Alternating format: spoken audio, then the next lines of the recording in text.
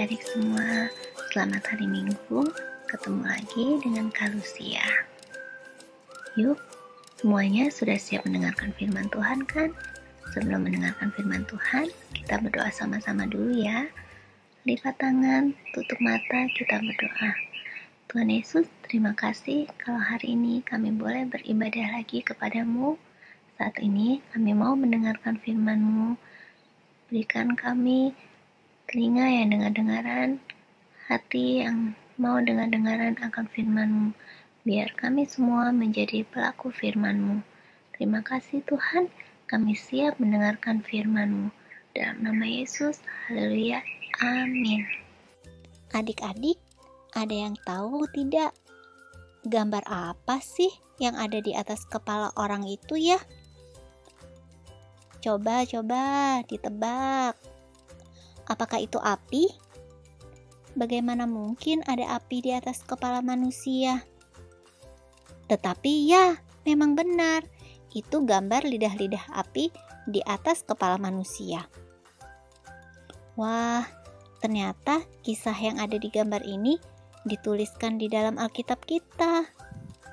Kamu ingin tahu bagaimana ceritanya? Yesus sudah hidup kembali. Lalu Yesus naik ke sorga. Apakah Yesus pergi begitu saja meninggalkan murid-muridnya? Apakah Yesus meninggalkan kita semua begitu saja? Tidak. Yesus berjanji Dia akan mengirimkan seorang penolong untuk kita semua. Ya, seorang penolong. Untuk menolong kita semua, orang-orang yang percaya kepada Yesus. Yesus menyuruh murid-murid untuk berkumpul di suatu tempat. Yesus minta mereka untuk menunggu roh itu diberikan kepada mereka. Mereka menunggu dan menunggu. Apakah Yesus akan menepati janjinya untuk mengirimkan Roh Kudus? Mungkin tidak ya, kalau Yesus lupa akan janjinya. Murid-murid Yesus sedang duduk. Tiba-tiba, dari langit ada seperti tiupan angin keras yang memenuhi seluruh rumah itu. Mereka bingung, ada apa ya? Bagaimana bisa di dalam rumah ada angin sekencang ini? Lalu, tiba-tiba, di atas kepala mereka tampak lidah-lidah seperti nyala api yang bertebaran dan hinggap pada mereka masing-masing. Wow, apa artinya semua itu? Alkitab menceritakan saat itu juga mereka penuh dengan Roh Kudus. Oh, jadi ternyata itu tadi tanda yang luar biasa saat Roh Kudus turun ke atas mereka semua. Tiba-tiba murid-murid bisa berkata-kata dalam bahasa lain seperti yang diberikan Roh itu kepada mereka. Apakah yang telah terjadi dengan mereka? Mereka dipenuhi oleh Roh Kudus, Roh Allah yang dijanjikan Yesus. Murid-murid tidak pernah belajar bahasa-bahasa yang lain, selain bahasa mereka sendiri. Tetapi, siapakah yang memberikan bahasa-bahasa yang lain kepada mereka? Ya, Roh Kudus. Mereka berkata-kata memuliakan Tuhan dengan menggunakan bahasa-bahasa lain. Puji Tuhan, praise God, gracias a Dios, God sedang. Tetapi bukan hanya itu yang dikerjakan Roh Kudus atas mereka. Roh Kudus memberikan kepada mereka hati yang baru. Saat itu juga mereka semua menyadari bahwa mereka orang berdosa dan memerlukan Yesus sebagai satu-satunya juru selamat dan Tuhan dalam hidup mereka. Pertobatan itu membawa perubahan dalam hidup mereka. Mereka dulunya suka berbuat dosa. Mereka dulunya takut. Mereka mungkin dulu suka memikirkan diri mereka sendiri. Mungkin juga mereka dulu maunya menang sendiri.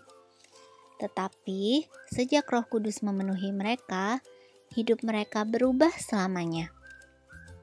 Roh Kudus adalah Allah yang sangat berkuasa. Roh Kudus mampu melakukan segala sesuatu. Roh Kudus adalah roh penolong yang diberikan oleh Tuhan kepada kita semua yang percaya kepadanya. Roh Kudus menolong kita untuk hidup sesuai maunya Tuhan. Maukah hidupmu dipenuhi oleh Roh Kudus? Mari kita berdoa. Roh Kudus, saat ini juga masuklah dalam hati kami semua. Jadilah roh penolong dalam hidup kami, supaya kami hidup seperti yang Allah mau. Dalam nama Yesus kami berdoa. Amin. Waktunya ayat hafalan. Yuk belajar sama-sama kakak ayat hafalannya. Yehezkiel 36 ayat 27. Roh Kudus akan membuatmu hidup mentaati segala perintah Allah. Yehezkiel 36 ayat 27. Ulangi ya. Yehezkiel 36 ayat 27. Roh Kudus akan membuatmu hidup mentaati segala perintah Allah. Yehezkiel 36 ayat 27. Gimana, sudah hafalkan semuanya? Mama papa jangan lupa videoin anak-anaknya saat menghafalkan ayat hafalan dan dikirim ke WhatsApp grup. Mari kita berdoa. Tuhan Yesus, terima kasih buat hari ini kami sudah belajar bahwa Engkau telah mengirimkan kami penolongmu yaitu Roh Kudus. Roh Kudus masuk ke dalam hati kami, tinggal di dalam hati kami, menjadi penolong dalam hidup kami. Terima kasih buat Roh Kudus-Mu. Saat ini kami berdoa, biar berkat-berkat-Mu tercurahkan pada setiap anak-anak-Mu. Berkat kepandaian, berkat ketaatan, berkat kesehatan, tercurah dalam setiap kehidupan anak-anak-Mu dan keluarganya. Terima kasih Tuhan buat hari ini. Dalam nama Yesus kami berdoa. Haleluya. Amin. Bye. Sampai jumpa minggu depan.